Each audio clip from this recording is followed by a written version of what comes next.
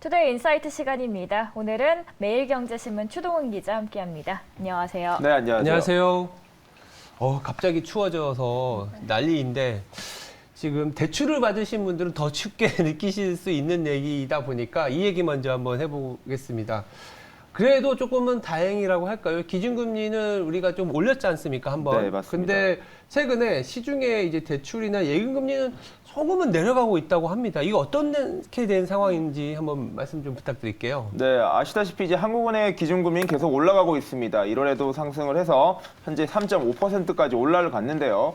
기준금리가 인상되면 당연히 대출금리와 예금금리 등 시중금리가 올라가야 된다라고 상식적으로 알고 계신데 최근에 이제 예대금 금리가 떨어지고 있습니다. 이 부분에 대해서 좀 의아하신 분들도 계실 텐데요. 자, 이것은 이제 금융당국의 압박에 의한 이제 금융기관들의 조치다라고 보시면 될 것 같습니다. 워낙 지금 금리 부담이 높아짐에 따라 이제 가계부채와 이제 시장에 경제적으로 부정적인 영향을 미칠 가능성이 크다라는 이야기가 나오고 있고요. 그리고 이제 대출금리가 지금 금융당국에서 확인해 봤을 땐 시중은행에서도 충분히 내릴 여력이 있다라고 지금 판단을 하고 있기 때문에 이러한 부분을 이제 조치를 했다라고 보시면 될 것 같습니다. 먼저 하나은행입니다. 하나은행은 오늘입니다. 25일부터 주택담보대출과 이제 전세자금 대출을 0.3%포인트 가량 인하할 예정이고요. 이제 KB 국민은행 같은 경우에도 26일부터 최대 1.3%포인트나 인하할 예정이라고 합니다. 그리고 우리은행과 이제 NH농협 같은 경우에는 이미 20일부터 주담대 금리를 0.4%포인트 인하를 한 상황인데요. 이러한 이제 금리 인하의 분위기를 덕분에 어쩌보면은 이제 가계대출 또는 이제 기업대출한 기업들 입장에서는 부담이 조금은 줄어들 수도 있다라고 좀 볼 수 있을 것 같습니다. 그리고 이러한 이제 시중금리를 결정하는 이제 기준금리 중에 하나죠. 이제 신규 코픽스 금리 같은 경우에도 4.29%로 이제 전월보다 0.5%포인트 인하되면서 지금 11개월 만에 인하로 이제 전환을 했다라는 뉴스까지 나오면서 대출을 하고 계신 분들 입장에서는 그나마 좀 좋은 소식이 나왔다라고 좀 정리를 하시면 될 것 같습니다. 저도 한 달 전쯤 해가지고 친구들이 하도 좋다고 해서 5%대 예금을 적금했던 기억이 있는데 지금은 좀 찾아보기가 힘든 것 같습니다. 실제 체감 여부는 어느 정도일까요? 네, 맞습니다. 왜 금리를 이제 내리겠다라고 하는데 왜 예금 금리는 많이 떨어지는 것 같은데 왜 대출 금리는 많이 떨어지는 것 같지 않냐 이런 말씀을 하시는 분들도 많이 계시는데요. 자, 예금 금리는 한때 지금 7%, 8% 상품까지 나왔었다가 지금 이런 부분은 지금 거의 다 없어지는 분위기입니다. 자, 이게 어쨌든 시중은행에서도 이러한 걸 이제 기업의 입장에서 또 판단을 한 것이라고 보면 될 것 같은데요. 예금 금리는 굉장히 빠르게 지금 떨어지고 있는 와중에 대출 금리 같은 경우가 왜 떨어지지 않는지를 살펴본 결과 이제 신규 대출에 주로 이런 것들이 적용되다 보니까 기대출 상품에 대한 이러한 이제 혜택이 좀 적은 만큼 이러한 체감적인 효과가 적다라고 보시면 될 것 같습니다. 이렇다 보니까 이제 금리 인하 요구권이라고 하는 이제 대출을 한 이제 채무자들의 이제 권리 같은 것이죠. 본인의 신용 등급이 좀 상승이 되거나 이제 승진이나 이제 가계에 이제 좀 자산이 늘어났다라는 게 소명이 가능하다면 금리 인하 요구권을 이제 청구할 수 있는 만큼 이제 금융당국에서도 이런 부분을 좀 더 쉽고 간편하게 청구할 수 있도록 이제 금융기관들에게 당부를 하고 있는 상황입니다. 자, 이런 식으로 계속 시장이 변동되고 있기 때문에 대출을 하고 계신 많은 분들께서도 좀 시장의 변화 그리고 금리의 변화를 좀 예의주시하시면서 대응을 해 가시는 게 어찌 보면 가장 현명한 지금 상황일 수 있다라고 말씀드릴 수 있습니다. 기본적으로 그래도 대출 금리 자체가 워낙 높아져 있어서 시장에서는 뭐 일단 경기에 대한 얘기들이 안 나올 수가 없는 상황이거든요. 오히려 그래서 한국은행에 대한 입장은 이제 금리 인하까지 얘기가 나오고 있는 상황이에요. 좀 뭐 불과 한 달 전에 금리를 올렸는데 벌써부터 금리를 좀 내려야 되는 거 아니냐 이런 약간 좀 빠른 성격이기도 하지만 최근에 워낙 빠르게 또 시장이 돌아가다 보니까 이런 얘기들이 나오거든요. 뭐 실제 어떻게 진행이 되고 있나요? 네, 맞습니다. 뭐 최근에 대한상공회의소에서도 조사를 했습니다. 이제 설을 맞아서 기업인 3,267명을 대상으로 조사해 본 결과 기업인들이 새해 가장 바라는 뉴스 1위가 바로 금리를 전격적으로 인하해달라라는 뉴스였습니다. 이 정도로 이제 가게뿐만 아니라 이제 기업을 경영하는 경영자 입장에서도 금리 인하야말로 올해 이제 가장 희소식이 될 수 있다라는 이제 바람이 이제 반영되어 있다고 보시면 될 것 같은데요. 자, 한국은행 같은 경우에도 현재 글로벌 경기가 움직이는 상황을 보고 언제든지 이제 재빠르게 대응하겠다라는 입장은 견지하고 있습니다. 다만 이제 기준금리를 인상한 지 얼마 되지 않은 현재 시점에서 벌써부터 기준금리 인하 소식이 나오는 것이 어찌 보면 당장은 좀 긍정적일 수 있지만 경기 안정성 그리고 흐름을 이제 대처하는 이제 상황적인 측면에서는 조금 시기상조일 수 있다라는 이야기가 나오는 만큼 현재 한국은행 쪽에서도 당장은 금리 인하라기보다는 신중하게 상황을 지켜본 결과 그 이후에 최종적인 판단을 하겠다라고 하고 있습니다. 그래서 제가 봤을 때는 상반기까지는 좀 현재 기조를 조금 잘 살펴보시면서 하반기쯤부터 해서 본격적으로 시장에 대응하는 이제 결과들이 나오지 않을까라고 전망되고 있습니다.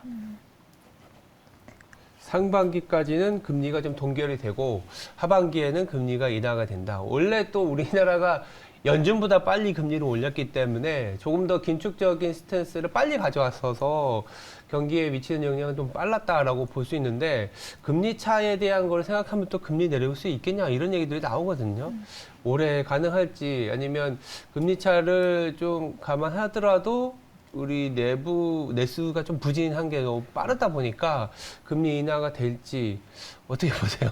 이게 뭐 미국 같은 경우에도 사실 시장이 이렇게 급변할지 예상을 못했었습니다. 뭐 인플레이션 같은 경우에도 전쟁이라는 변수가 터지면서 사실 굉장히 가파르게 변동성이 생겼었습니다.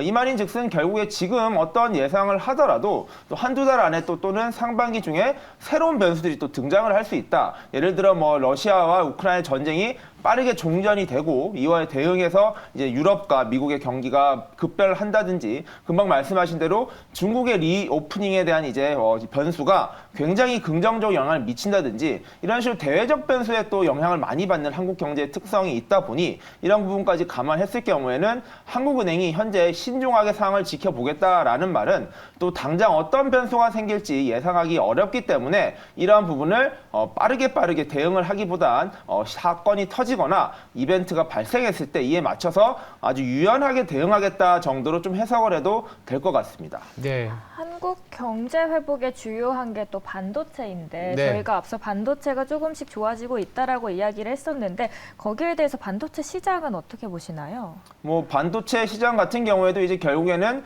수요와 공급, 결국에는 반도체 시장도 이제 수요가 받쳐줘야 공급도 이제 그걸 따라갈 수 있는 것이고, 다만 이제 반도체 시장 같은 경우에도 결국에는 이제 생산과 이제 공장을 만들어가는 시간과 그리고 수요를 대응하는 것들의 시간차가 분명히 존재하기 때문에 이러한 부분이 결국에는 작년, 재작년에 기대감이 높았던 것에 비해 결국에 시장이 상승 사이클로 못 갔던 이유 중에 하나입니다. 이런 만큼 이러한 부분까지도 조금 더 감안을 해서 경기 회복이 얼마나 잘 이루어질지 이에 따라 반도체 현재 지어지고 있는 것들, 공장들도 굉장히 빠르게 지어지고 있고 결국엔 이러한 수요들이 잘 경기 회복이 이루어진다면 충분히 따라가서 대응하면서 한국 기업들, 특히 반도체 기업들에겐 큰 호재가 될 수 있다라고 좀 생각이 듭니다.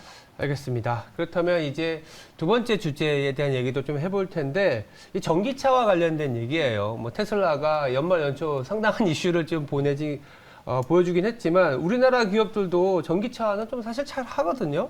현대차 그룹 같은 경우에 전기차 글로벌 누적 판매량이 30만 대를 돌파했다고 합니다.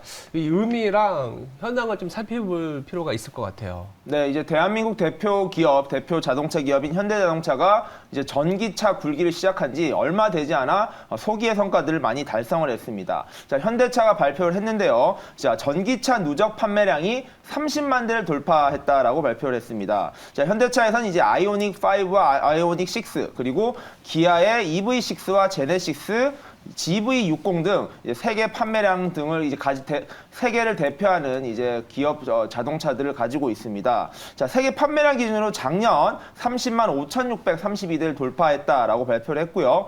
21년 4월입니다. 아이오닉 5가 판매된 후 21개월 만에 무려 30만 대를 판매했습니다. 자, 월 평균으로 따지면 약 15,000대 가량 판매를 한 셈이고요. 차종 밸류는 아이오닉 5가 가장 많은 판매량 16만 5,637대를 팔았습니다. 국내 판매는 5만 대인데 해외 판매는 무려 11만 대를 넘겨서 글로벌 자동차 기업으로서의 이제 성과도 충분히 드러냈다라고 지금 자신 있게 말을 하고 있습니다. 이어서 EV6가 총 11만 대가 판매가 되었고요. 이제 제네시스의 전기차 모델이죠. GV60 같은 경우에도 12,000대 가량 판매되며 이제 기업의 큰 인기를 얻었다라고 지금 이야기를 하고 있습니다. 자, 그리고 올해 이제 EV9입니다. 이제 기아차의 대형 SUV 전기차도 출시가 되고 있고요. 이 차 같은 경우에도 향후 이제 기아의 이제 미래 전기차 시장의 이제 포션을 확대할 수 있는 좋은 기회로 바라보고 있습니다. 특히 이제 미국이라든지 북미 시장 같은 경우에 대형 차에 대한 선호가 워낙 높은 만큼 EV6와 같은 대형 SUV 차량이 출시된다면 이제 북미 시장, 전기차가 가장 치열하게 맞붙고 있는 북미 시장에서도 현대차가 더욱더 좋은 성과를 낼 수 있을 것이다 라고 내부적으로 바라보고 있습니다. 그리고 이제 아이오닉 5N입니다. 이제 고성능 자동차죠. 고성능 자동차로 제로백이 3.5초에 달하는 이 고성능 전기차 같은 경우에도 곧 출시가 되면 이제 모든 라인업에서 현대차가 어떤 시장의 레노아도 이제 뒤지지 않는 경쟁력을 갖췄다라고 지금 자부하고 있습니다. 테슬라 가격 인하 이야기를 말씀을 앞서 해주셨는데 테슬라 가격 인하로 인해서 뭐 치킨 게임 이야기가 계속 대두되고 있는데 현대차에 대한 타격감은 없을까요? 일단은 테슬라 자체가 이제 글로벌 전기차 기업으로서는 굉장히 큰 경쟁력을 가지고 있고 사실은 좀 압도적인 시장 점유율을 가지고 있습니다. 그렇다 보니까 이제 테슬라의 이제 치킨 게임이 시작되었다라고 이제 전기차 시장 전체를 좀 우려하는 경우도 있고요. 이제 경쟁사들에게 압박이 될 것이다라는 이야기가 있습니다. 하지만 이제 현대차 같은 경우에는 계속 성장을 해나가온 시장이고 만약에 테슬라와 이제 조금 더 맞붙게 된다면은 보다 이러한 다양한 라인업과 경쟁력, 글로벌 시장에 대한 경쟁력을 가지고 충분히 싸울만하다라는 것이 현대차의 생각이고요.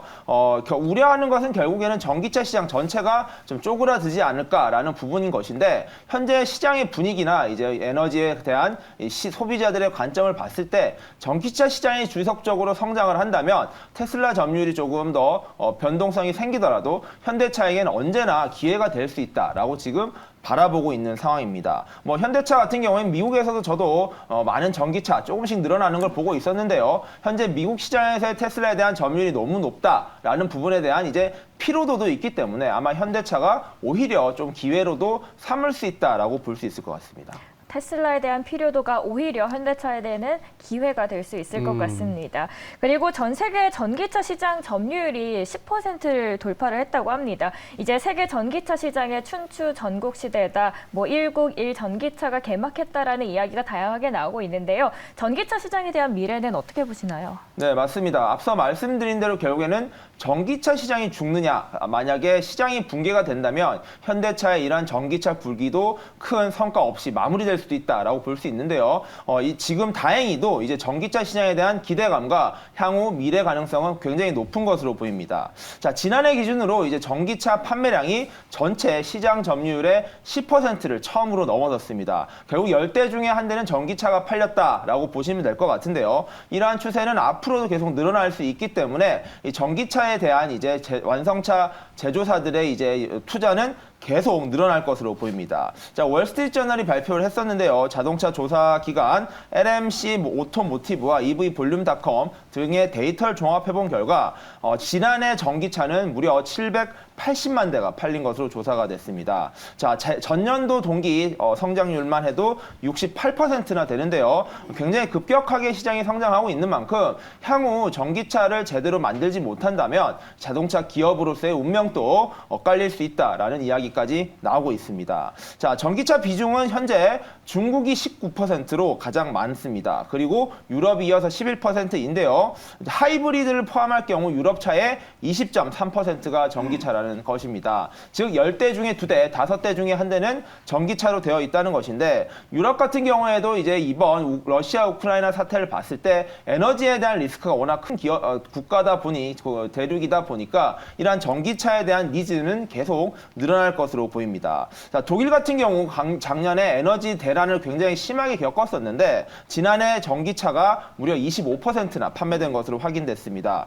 특히 12월에는 내연 기관차보다 전기차가 더 많이 팔릴 정도로 50%가 넘는 판매고를 올리기도 했습니다. 자, 미국이 결국에는 또 중요한 시장인데요. 중국 같은 경우에는 내수 자동차 전기차들이 많이 판매된 반면 이제 미국 시장에서는 글로벌 시장이며 이제 전기차의 바로미터가 될 것으로 예상되고 있습니다. 현재 미국에서 작년에는 80만 대 전기차가 팔렸는데 22년도 기준으로는 점유율이 5.8%에 달합니다. 아까 말씀드렸던 전체 판매량이 10%인 거에 비하면 조금 부족하지만 향후 이러한 미국의 전기차가 계속 판매량이 늘어난다면은 이 시장을 어떻게 가져가느냐가 결국에는 전기차 기업들에겐 굉장히 중요한 경기 관전 포인트가 될 것으로 보입니다. 전기차 시장이 계속 성장될 것으로 예상되는 가운데 앞서 말씀해 주신 대로 테슬라가 지금 현재 어려움을 겪고 있는 것이 어떠한 시장의 변수로 작용할지는 계속 좀 지켜봐야 될 것 같습니다. 결국은 미국이 지금 결국 글로벌 자동차들의 각축전이 될 수 있고 여전히 전 세계 이 침투율이라고 하죠. 전기차 침투율은 10%를 넘는데 아직 미국은 6%가 안 된다라는 건 그만큼 또 그쪽 방향에 대한 드라이브가 더 강하게 간다.